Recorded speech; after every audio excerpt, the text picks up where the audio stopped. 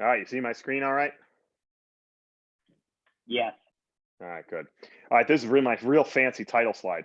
Because like I said, this is a presentation that I'll usually give to our young staff, people who have been here for a year or two, and interns, along with the kind of continual conversations and meetings we have about career development. I think one thing we kind of ran into and we're continuing to try to improve on at MBSC is helping our coaches kind of pave their career path so that it can be sustainable. One that we can keep them as employees. I mean, the longer you can keep people who are good here and don't have to replace them with new, younger staff, it saves us money, it saves us time, and our clients, most importantly, like it, they want to be with people who they know and they're familiar with. I think if it's a revolving door, like it can sometimes be here. The staff is like, oh, I got another new person. Like you chew them up and you spit them out. These young trainers so quickly. So one thing we sat down and talked about and getting actually feedback from our young staff was we wanted to have more time to give feedback and more time to help them kind of plan their career. I know I can say I've been fortunate to do very, very well here in a small business, a privatized training mall at Mike Boyle Strength and Conditioning. Brendan, as well as some of our other senior staff like Steve and Dan and Vinny, who have really been able to build a sustainable career in the privatized fitness.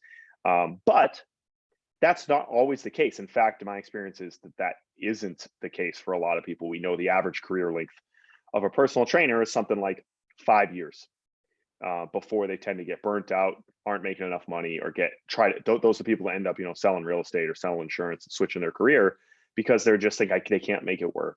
And that always upsets me because sometimes I see really talented coaches. I know Brendan could probably think of some that we've had here that go on to do something else, and I think like, oh man, what did we do wrong, or how could we not have help them find a way to be successful. And not everyone, you're not going to save everyone, and not everyone's going to ultimately want to do this, but I'm going to kind of comment on what I've done and what I know Brendan's done to try to build a more sustainable career, because that helps our business, and more importantly, it helps them.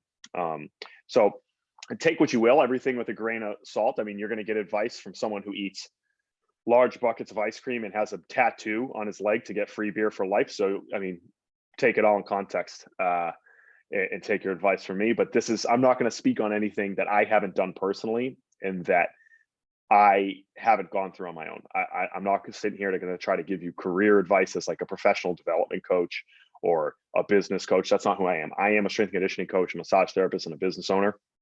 And so my perspective is very rooted in my practical experience, not me being a life coach or business coach. So just again, everything I'm going to tell you is something that I've done and that I'm going through.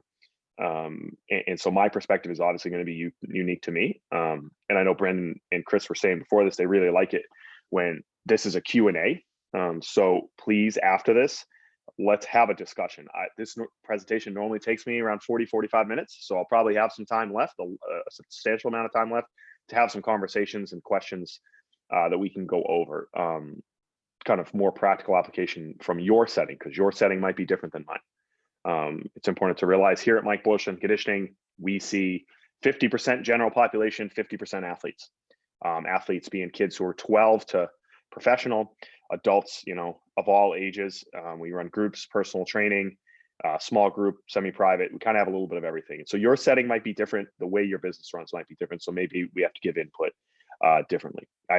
So just some quick facts to think about the business that we're in. And I always kind of show this to our coaches so they kind of can put themselves in perspective as to where they fit on the spectrum.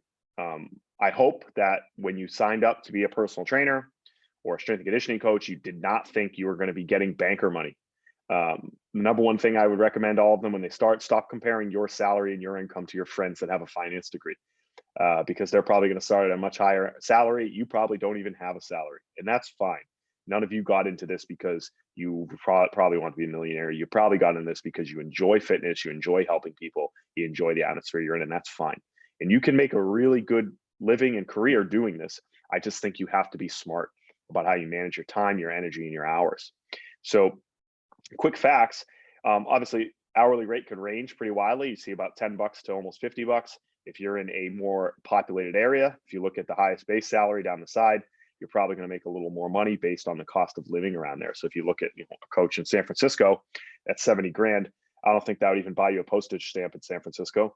But in some parts of the country, it'd help you make a good living. But the most important number probably to look at, like the median income or the median salary at the top there, is about $56,000 on average as a coach. So I always show that to the beginning to show like you could easily make that money working in a place like this. And that's probably about the average. I think you could do much, much better. But I think you have to have a good perspective heading in so that your goals and your finances are in line. And that's why kind of the presentation that Brendan gave yesterday is so important. I think a big reason Brendan has been so successful, and I lived with him, trust me, we didn't turn the heat on in the most winters when we lived together. But he was able to pay off his college loans really early. So was I, by being cheap, being smart with our grocery shopping, being smart with our bills, being smart with our spending. We drank a lot of Bud Light early on. And that's why I drink free beer now. It saves me money. And if you can live off that income, if you're smart with how you save, most importantly. So I think this kind of going along with Brendan's talk would be a good pairing. Most importantly, I think you need to choose from the beginning what path you want to go down. And I think a lot of you who are probably listening to this now have already done this. I would assume this is usually a conversation I have with the interns. You want to know, where do you want to work? Do you want to work in privatized strength and conditioning? Do you want to work in a business like Mike Boyle's Strength and Conditioning or Beyond Strength, where you're working for a business owner, you're working with general population and athletes? Or do you want to work in a collegiate or professional team setting? I think you have to get experience in both of those models to find out what is going to make you happy first and foremost. No matter how hard you work now, how much money you're making, if you're not happy with the setting that you're in, it doesn't really matter. And that's why I think volunteering and doing internships early in your career is extremely valuable. Now, you don't want to be a professional internship taker. You don't want to be doing internships when you're older. You want to be making money so you can stay on the timeline that I'm about to talk about after this. But I think you need to kind of get your toes wet in a bunch of different atmospheres to figure out, this is the lane I want to go down. I would imagine most of you, a lot of people listening to here, are in a private setting. I know lots of people in Strength Faction, especially, are in a private setting. A lot of people who go through the CFSC course are in a private setting. So that's mostly what I'm going to talk about here. But when you're comparing those, realize privatized fitness, you're going to work with a big variety of athletes. There's going to be a lot of personal training. You're probably not going to be able to make it. If you're going to say, I don't want to do personal training or with Gen Pop, you're probably going to want to be somewhere else. Early mornings, late nights, and weekends, that's when people work out. They don't work out from 9 to 5. They work out before 9, they work out after 5, and they work out on the weekends for the most part. COVID changed a lot of that. Our daytime training actually expanded pretty significantly during COVID because people's hours from working from home became more flexible. But you have to think about yourself as an entrepreneur. A lot of you people, if you went to school for exercise science or you went to school for kinesiology or physical therapy, you probably didn't take any business classes. So if you did, you probably didn't learn much about being an entrepreneur. I'll tell you from experience, you learn about being an entrepreneur by doing it and reading about it and practicing it and making mistakes. And with all that struggle that's going to come with that, there's a lot of potential for autonomy and self-employment, which to me is what I valued. The reason I wanted to continue on this path, I did some internships in a collegiate setting. And as much as I enjoyed my time with the coaches and I learned from the athletes there, for me, I valued being kind of in charge of my day. Although I work for Mike at NBSC, I like to say I work with Mike. I am self-employed at Movement is Medicine and CFSC and NBSC TV along with Brendan. And I value that more than some of the other things. And that's just me. I'm not saying the other thing is wrong. It's just unique. You're obviously going to have a pretty low starting income when we looked at those numbers compared to, some of the other people that might be out there working in the professional setting, but there's a really high ceiling to do very well. I think Chris and Todd can say they feel pretty comfortable. I know Mike feels pretty comfortable, but it's a lot of work that gets to that level, and you have to be thinking it's going to be a road to get there. If you're in team-based strength and conditioning, I hope you want to work with athletes. I tell people if that's what gets them up every morning, maybe don't work in privatized strength and conditioning, because privatized strength and conditioning is going to be fueled by Gen Pop people that come all year round. So you got to have a good conversation with yourself to understand, what do you actually want? And I think that's a struggle a lot of our young coaches and interns want at first, because they come here and start working. And I say, like, what do you want your day to be like? It seems like a simple question, but I think a lot of people don't take the time to sit down and write those things out. Again, the commonality between these two is you're going to work a lot. Early mornings, late nights, and weekends. That's when you coach. That's just the nature of our industry. So I always tell them at the start, if you don't like, coaching after 5 p.m., you don't like coaching before 9 a.m., this probably isn't the right place to be. The benefits, if you like it in a team-based model, is you get that team culture and camaraderie. Some people really thrive off that. I'm more of an introvert and independent person in that nature, so I tend to like this setting better. Potentials for very high levels of employment at the professional setting or a high collegiate setting, the glory of like winning a championship, and again, a high ceiling for an income. But if you look at the starting salaries for most strength coaches, it's not that high. So realize you're going to have to, again, take some of those lessons from what Brendan talked about saving your money and being smart financially so that you can set yourself up to be successful. I think lower starting income is fine as long as you're smart with how you manage your money long term and save your money so that you can make that go as far as you possibly can. I was actually just had a conversation a few weeks ago with one of my clients about this book. It's called Your Encore Retirement Planning Guide, How to Balance Time, Money, and Joy.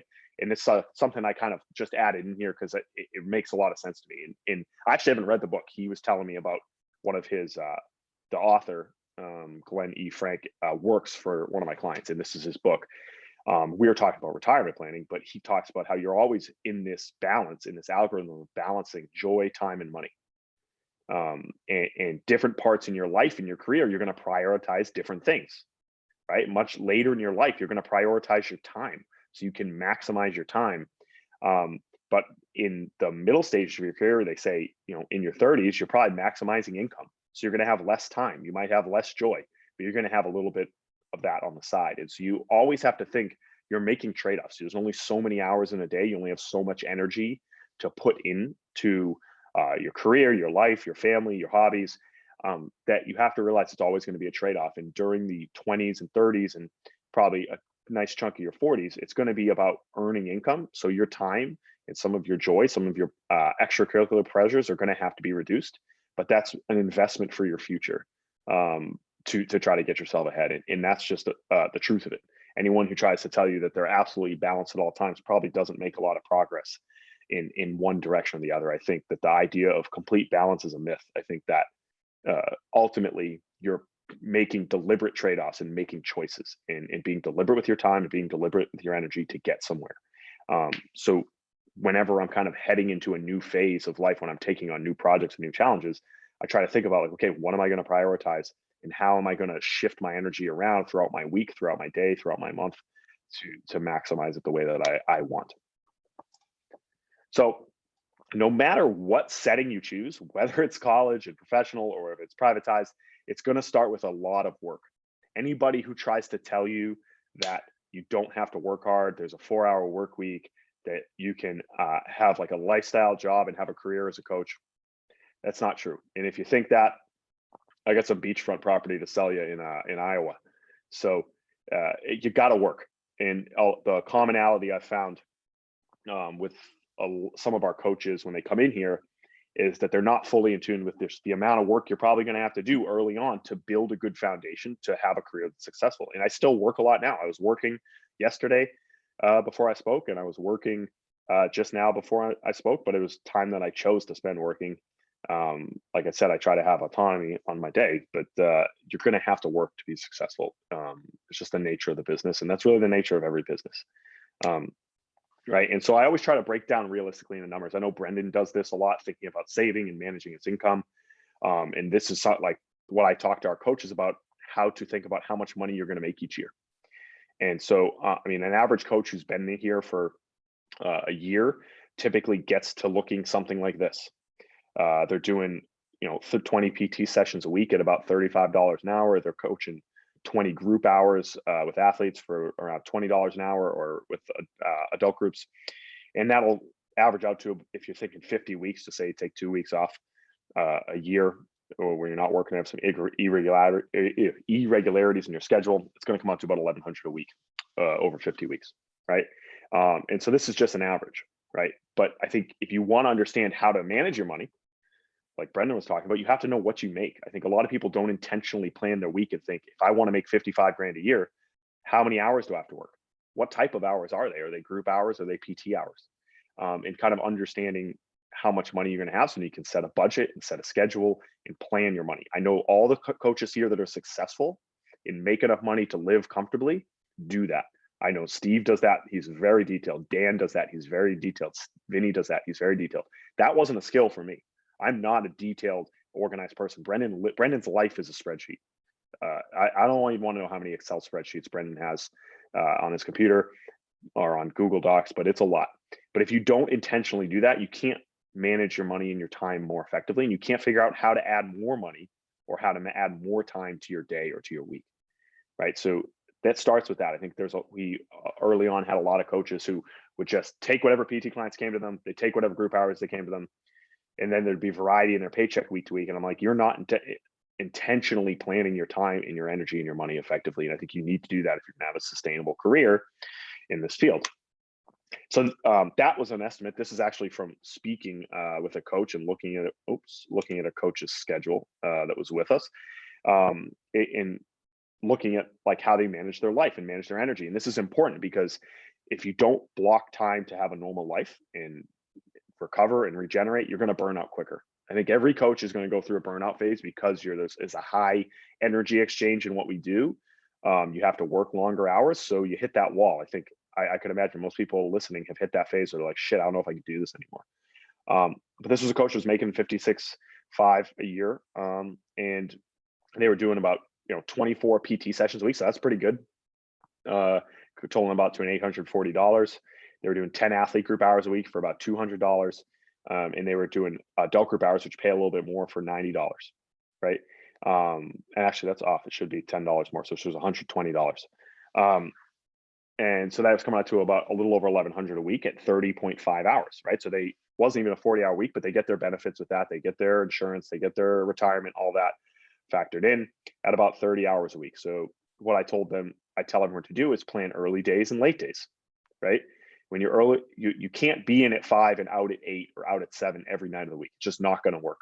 You're going to run out of gas sooner than the other person. So you have to be intentional with your time. So trying to move your PT clients to 3 early days, like Monday, Wednesday, Friday, shown here, following a morning adult group.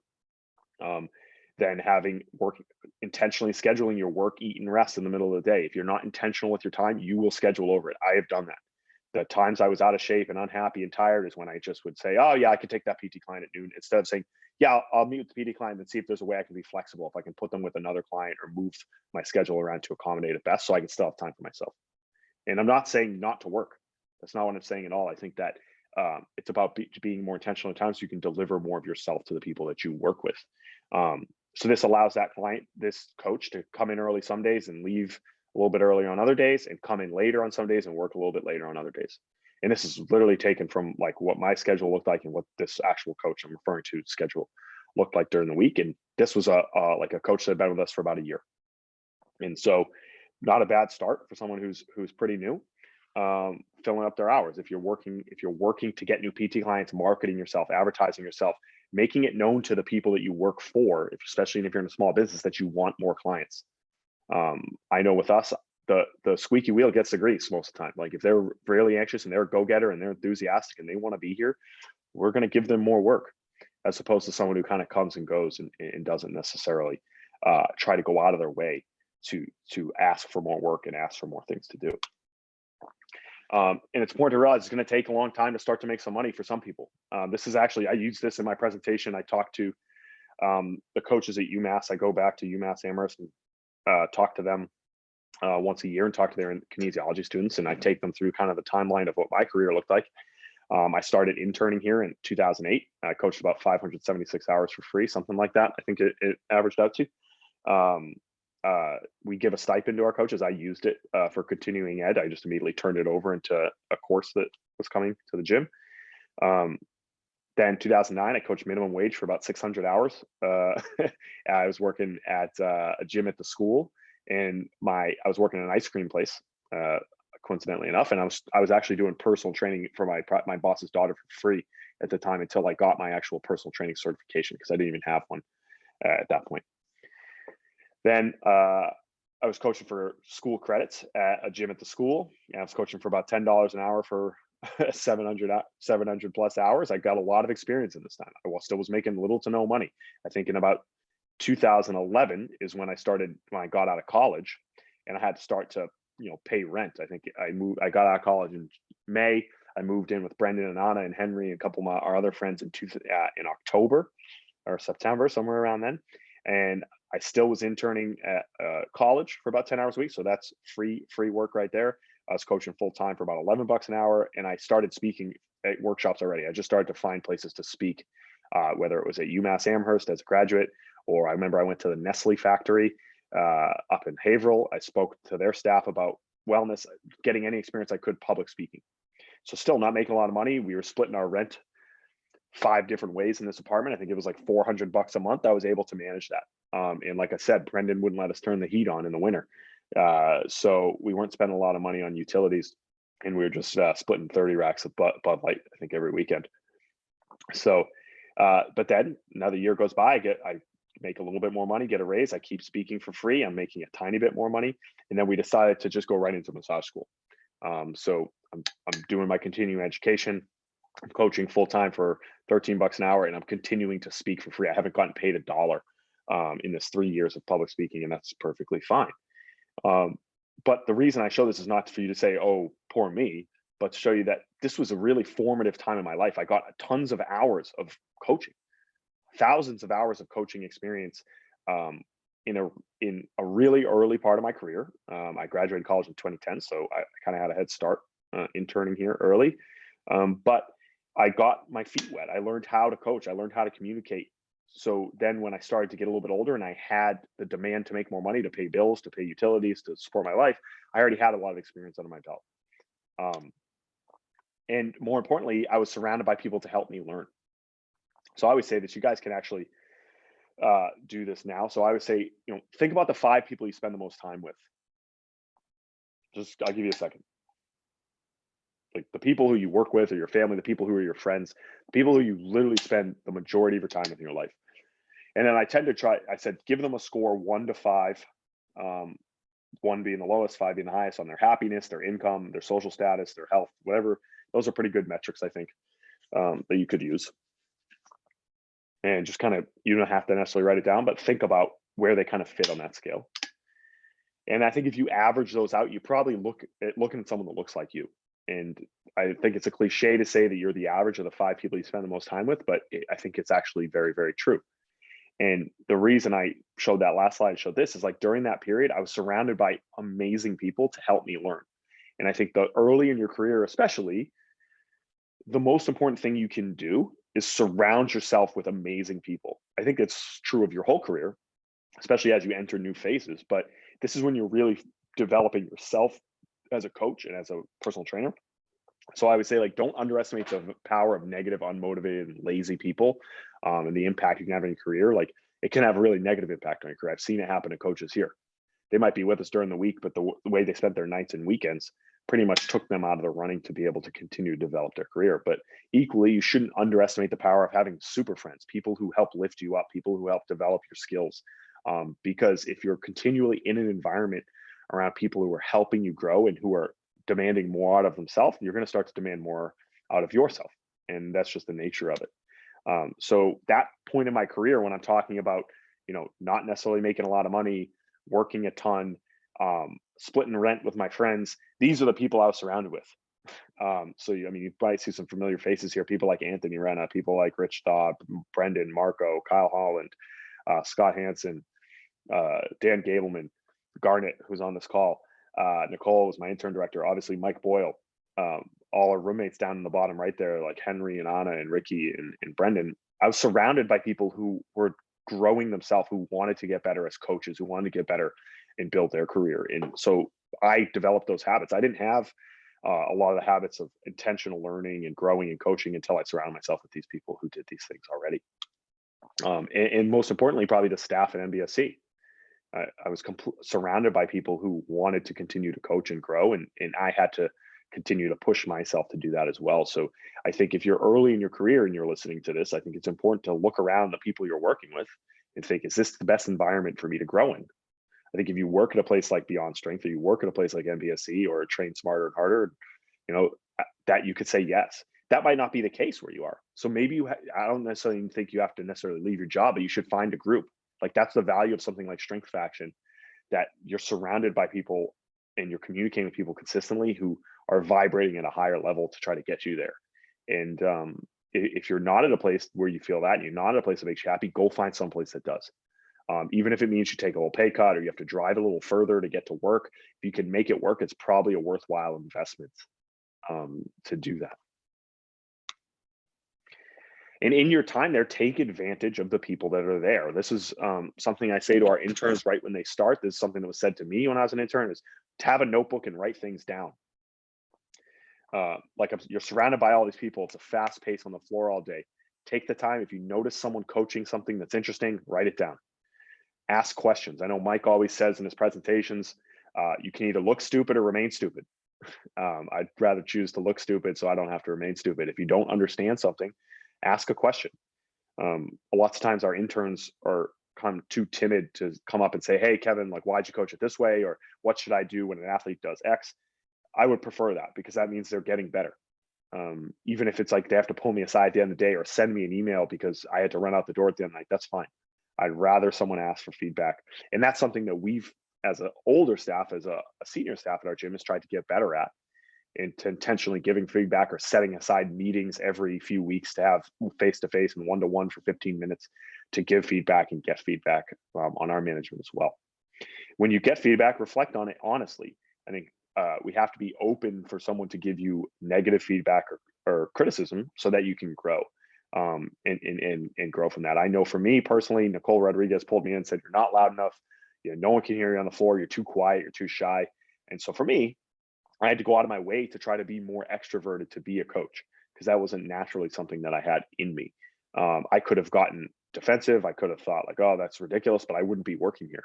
I'll tell you that much. I know Mike wouldn't, and Nicole probably wouldn't have kept me around had I not changed my coaching style and changed my ability to communicate with people around me.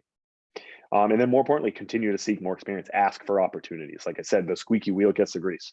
The coaches who end up, you know, how Steve started coaching CFSC courses with me, it's because he asked me.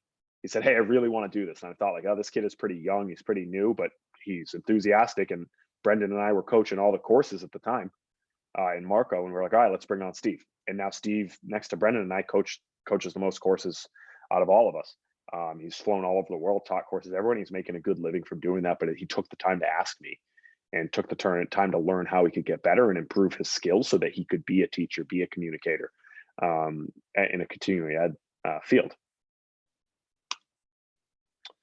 So I think sometimes goal planning and goal setting can be something that people like roll their eyes at. It's kind of mind numbing. Everyone says set goals, but I think, again, if you're not intentional with where you want to be, you're not going to get there. It also makes working hard pretty exhausting, because you don't feel like you're making progress towards anything. So I think you have to take the time to say, where do I want to be 20 years from now? Where do I want to be 5 years from now, 1 year from now, 3 months? And what do I want this week?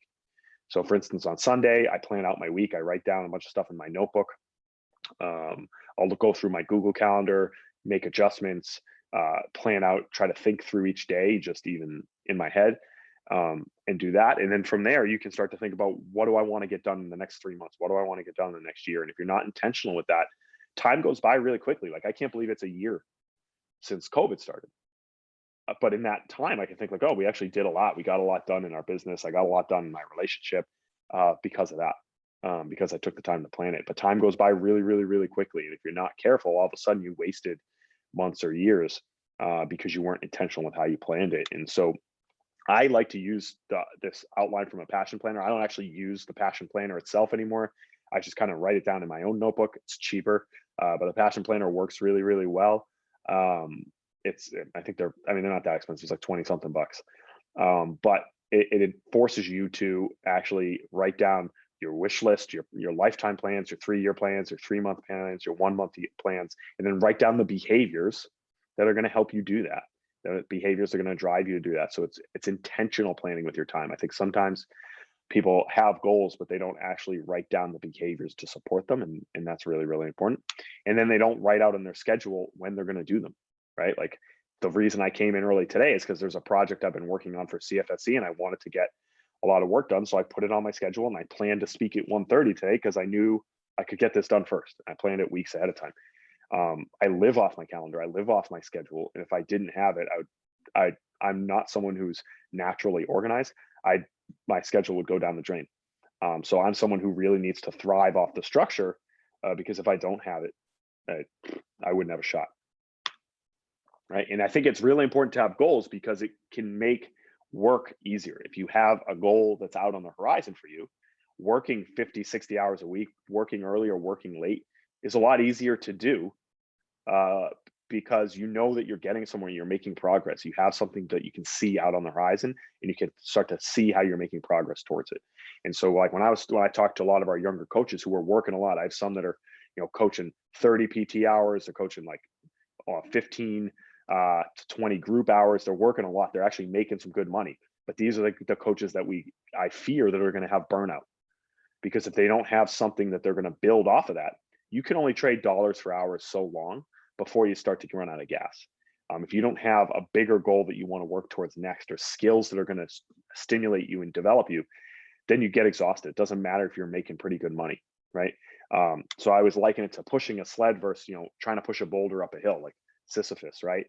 I mean, if you're pushing a sled, as heavy as it is, you're making progress. You see yourself going 5 yards, 10 yards, 15 yards, 20 yards. It's okay to work hard because you can see where you're going. If you're just pushing up against a wall or an immovable object, you could be working just as hard, but you're not getting anywhere. And I think that's what happens to a lot of coaches in this industry is like they end up filling up their PT schedule, they're filling up their group schedule, they're doing really well from a financial standpoint. They probably don't have a lot of other things weighing on them, especially if you're single, you don't have kids, but they don't feel fulfilled. They feel exhausted, and it doesn't matter if you're making money if you're not happy and you don't feel like you're moving towards something in your life. I think most people aren't motivated by money. You wouldn't have been in this field if you were motivated by money. I think you're motivated by progress and you're motivated towards accomplishments. And so you need to have a plan on where you want that to get you. And so there's this like Yerkes Dodson's law, and I always kind of go back to this one for myself, but I show this to the coaches. Like, I think that if you're not stimulated by something new, you get that sleepiness and that boredom. You feel like I'm not going anywhere. You want to be in that sweet spot in the middle. You don't want to overwork yourself where you're working 7 days a week and you're working on a million projects. I've been there before, and that's when you have to pull back a little bit. You want to be somewhere in the middle where you feel like you can build towards something, while still being active enough to make enough money and support yourself. And you got to put yourself in that sweet spot, and be motivated towards working on something new. So to do that, I think you have continuing education is part of the deal. It doesn't have to necessarily come in the form of taking a seminar like this or taking a class or going back to school, but you have to intentionally develop skills. I think that's what motivates people to get better. So if there's somewhere you want to be, like when Brendan and I, early in our career, we were working a lot, coaching a ton, like we were in that kind of phase like I'm talking about now. We were coaching a lot of hours, but we wanted to build a massage business that I'm sitting in right now. So we had to look at ourselves and say, what training skills and coaching skills and therapy skills do we need to learn to be able to do that successfully? So although we were working like 50 hours a week, we went back to school Mondays and Wednesday nights from 6 to 10 and Saturday mornings from like 9 to 1. And we did part-time time to get a massage license. And so we were working a ton. Were we tired at times? Yeah, but we were energized and motivated because we knew that this was going to help us start a business and help us add more money in our career, but also add another service to be able to help and serve more people through MBSC and open movement as medicine. So again, if you have something out there, work isn't that hard. It's just as passion at that point. But if you don't have something that you're working towards, it's not really passion. You're just kind of running on a rat wheel. So I think you have to sit down and say, like, what skills do I want to learn? Brennan and I went and we took all the PRI courses. We took SFMA. We took some therapy courses to go along with our massage course. So that way, when we open the doors of movement as medicine, we had a lot of that stuff under our belt. And it didn't feel like work. These were some of the most fun times of our lives, right? I remember we were working a lot, but we were having a lot of fun and enjoying our time with it. And that's some flexibility you have when you're younger in your career that you don't necessarily have when you're older in your career. It would be a lot harder for me to do that now. I know it would be a lot harder for Brendan to do that now. He has a daughter, right? So I think I always tell our coaches now when they're young, like, you have a huge opportunity because you don't have as many things pulling you in multiple directions. You're able to kind of invest more time and energy into developing certain skills. So that way, when you get in your 30s, you can focus on running a business or maybe having time with your significant other, your family, to do that. So you want to take advantage of those early years so you can pursue those things. And I think it has to be intentional. You have to go through this 4-step process where you don't know what you're doing, and that's okay. When Brandon and I first started doing massage, we definitely didn't really know what we were doing. We might have had a massage license, but it took me a little while to kind of get the hands and to get the practice correct to do it. And that's the same thing with coaching. When I first got thrown on the floor at MBSE, I was probably underskilled. Actually, I know I was underskilled, and I think a lot of our interns when they first start are too. But you have to learn by doing, and you have to intentionally take feedback, reflect, write down how you can get better, find out what skills you need to get better at. Like I wanted to get better at rehab work, so I went and I took some rehab courses. I wanted to learn more about speed development. I took speed courses, and these are all things that we wrote down to try to get better. But you have to go through this process to continue to level yourself up. If you're just coaching on the floor, Monday through Saturday, and not trying to consciously develop new skills, you're going to hit a rut and you're going to go through burnout. But the coaches who I find consciously develop new skills while working a lot seem to not get burnt out as easily, and then they seem to continue to develop and make more money. Or in that keeps you from getting stuck running on a rat wheel. Right. So you want to continue to think like, how can I add more to my plate?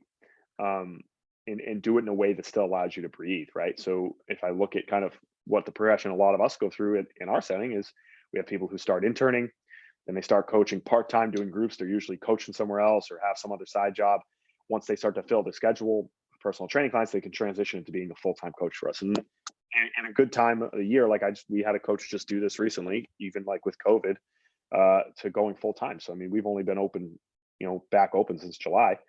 And this person was able to do that and, to fill their schedule up. Right. And then from there, you want to think like, if you're coaching, 40 hours a week, 40 plus hours a week, where are you going to get more time? You're probably not. You might be able to push it to around 50, but that's not always sustainable for a lot of people. So I always tell people you have to find a way to consolidate your time and energy so that you can be successful. I don't think always adding more personal training clients or adding more coaching hours isn't the answer, because eventually you can't keep trading dollars for hours. You're going to run out, your gas tank's going to run empty. So how can you add that extra income stream, an online business or a side business, without completely running yourself ragged? Again, you want to stay somewhere within that spectrum. You don't want to be overstressed and tired. I see a lot of coaches that go all the way to the right side of this, who are coaching on Saturdays, coaching on Sundays, coaching late every night of the week. And I'm like, you might be making some money, but I don't know if you'll still be working here a year from now, because you're going to run out of gas. And that's the conversation I have with a lot of our young coaches as they kind of go through that phase of that year, second year, third year of their career. So one thing, the beauty of our business now is there's way more opportunities for self-employment, even if you still work for a small business. Even if you work at a place like MBSC or Beyond Strength, there's probably ways you can make more money outside that business or within that business to add other income streams. The biggest thing I've learned from Mike and Mike Boyle Strength and Conditioning is that he has, I don't know, like 8 income streams from different businesses, from strengthcoach.com, Body by Boyle, from his book, from when he worked at BU, from MBSC, to be able to have a very good sustainable career. I don't know many coaches at the highest level who are doing this later in their life, in their 40s or their 50s. They're literally just make a living from coaching. You could do that if you're in a private setting at a high level. I mean, if you're in a team setting at a high level. You look at some of the incomes that some of these collegiate football strength and conditioning coaches, or these basketball strength and conditioning coaches, or professional strength and conditioning coaches get for salary. It's not bad. It's actually pretty good. But if you're in a private setting, you're usually going to have to be willing to be entrepreneurial. In fact, I would say you have to be willing to be entrepreneurial. And if you don't see that in you, or that's not something that interests you, I don't think it's the right path, because you can only coach so many hours. Unless you have a really high hourly rate and you're crushing in-homes where you can charge a few $100 to go to someone's house, it can be really, really hard to make a career just doing personal training. So think of yourself as being self-employed, even if you're working for someone else. I always tell our staff, like, think of, even though you work in this business, that you're working for yourself. If there's an idea of something that you want to build, the beauty of being in a small business is that business owner would probably be happy if you think like, hey, this is a good idea that we can bring more money in. Then probably something that they'll cut you in on, because you're going to bring more revenue to them, right? And you're going to help them build their dream. So I always be entrepreneurial, even if you're underneath someone else's roof, because that person will likely invest in you, like Mike did to Brendan and I, and has continued to do for us. It wasn't just CFSE. It gave us opportunities with Body by Boyle Online and with StrengthCoach.com. It gave us an opportunity to build our own business right next door, because we were adding value to their business, right? And that's the beauty of working at probably a smaller setting as opposed to sometimes one of these corporate gyms, because you can do that. But maybe if you're at a corporate gym, you can do online training on the side and build a business that way, right? There's always going to be opportunities. I just think you have to be entrepreneurial. So like I said, multiple income streams. I think that's the only way if you're going to be in a privatized setting. Again, I talked about this. You got to switch this scale to be able to not just be dollars for hours and be able to get a little bit more money in less time. And that's going to mean consolidating your schedule so that you can squeeze more out of it in less time. It's the only way to do it. And so you might say, how am I going to do that? Right. So here's an example. This is literally, I took that schedule that I was just looking at, and this is based on a conversation I just had with somebody a couple of weeks ago. Is like, you can give yourself a raise without anybody giving you a raise. You got to start to put PT clients together, right? In most models, if two people are training together, you're getting paid more. And I know in our model, that's the case. So what I said to them is take some of those one-on-one sessions, make them doubles. Lots of clients, if you've been training them for a while, a year or two, and they trust you, they can probably move an hour forward or an hour backward to accommodate you because they like you. Most importantly, tell them how you make money. I think a lot of times people who train with us don't understand. They think you're on a salary. I say, no, like I get paid based on the commission I get from training you. And if you train with someone else, I make more commission, you pay less. Most clients would be happy to pay less money and come in at an hour later or an hour earlier, and you're going to make more money on that hour. Everybody wins. So for me, what I did is I train very few singles anymore. I train mostly doubles and triples, semi-privates, and put them together. And as your skills get better as a coach, it makes it easier to do that, right? I can accommodate 3 or 4 people at one time with different programs, and it's not as stressful to me as it probably would have been when I was 5-6 years ago. But just like that, you give yourself a raise. Now you might say, oh, they're making less money. They were making 56.5. Now they're making 50, but they're getting paid more per hour. So they're working less hours, 31 hours as opposed to 37, and they're making 32.25 on average as opposed to 30. So you just gave yourself $2.25 raise without anybody giving you a raise. You didn't already get one, right? But you also, more importantly, gave yourself 6 more hours a week to work on your own and develop something else. And I think that's important. Maybe you want to use that 6 hours to do something else that doesn't make money. That's fine. But you're getting more for your time without even getting a raise from anybody else or adding any more clients to your schedule, right? So the question I always ask them is, can you make up that extra $130 a week, that $6,500 a year with that 6 extra hours a week or 300 hours over the course of the year? And I think you can, because that's what Brendan and I did with CFSC. I mean, it's really been a part-time job up until pretty recently for a lot of us, where we're coaching most of the time or treating people in the clinic most of the time and doing that as a side thing.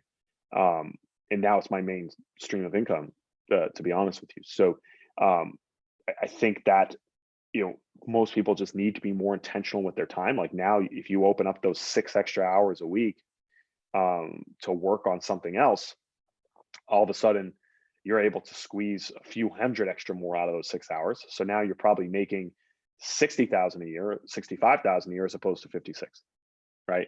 And so you have to be willing to say, I'm going to take a little step back maybe initially, so you can invest time and energy in something that's going to grow. Maybe it's an online training business, maybe it's an ebook, maybe it's an actual book, maybe it's a certification or a course.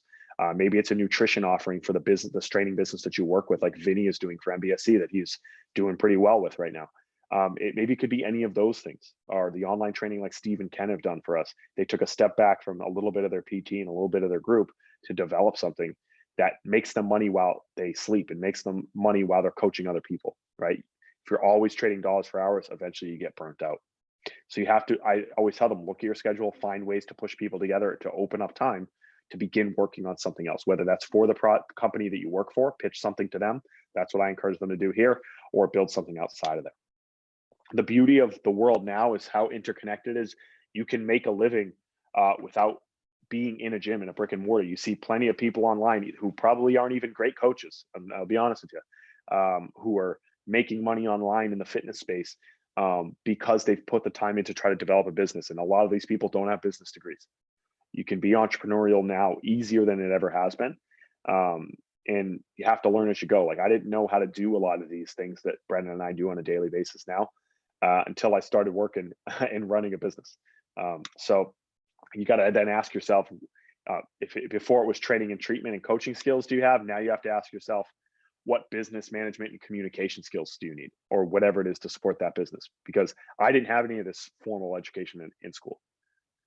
So I had to read business books. I had to have to read management books. I had to start to learn about communication, to be more effective at this part of my job.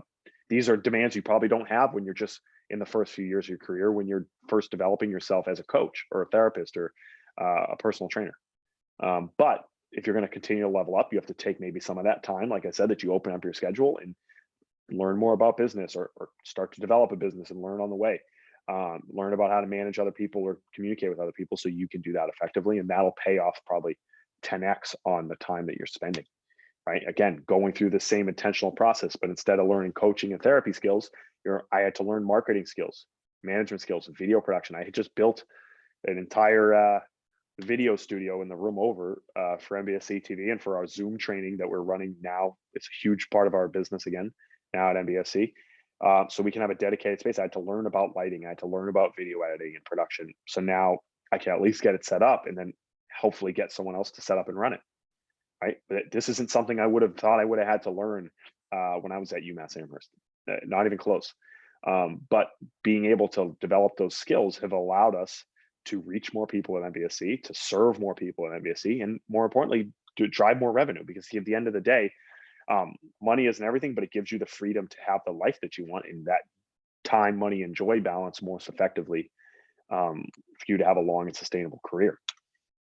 Right. So now, like, looking back at everything, now I'm balancing these 5 things fairly well, I would say. I mean, I think I could speak for Brennan and say we both work a lot, but I enjoy my time. I enjoy what I'm doing, and I've been able to step away from always coaching to helping develop our coaches, and helping to grow these businesses by developing those other skills. And if I wasn't intentional with my time, if I didn't sit around and look at my schedule and say, how am I going to move clients together? How am I going to open up time to develop the business? And I didn't do that, I'd still be running in place, and I probably wouldn't still be doing this for a career, because I would have hit an earning ceiling and I would have hit an energy ceiling, as far as what I was able to output to continue to do this.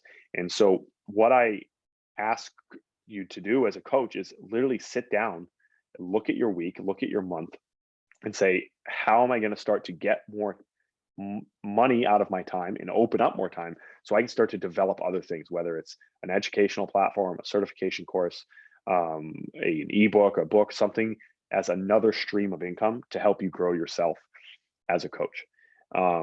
And I think there's endless opportunities to do that. Don't think that because someone else is teaching it that you can't teach it differently. Everybody's voice is unique. The biggest thing I always hear from people is like, oh, people are already teaching that. If you've been to a CFSC course, none of that's new. We're teaching goblet squats, we're teaching push-ups, we're teaching deadlifts, but with our perspective and what we have learned in the process that we use at NBSC, I'm sure your ability to teach it might be different, and maybe someone prefers that. So there's always space in this field for everybody.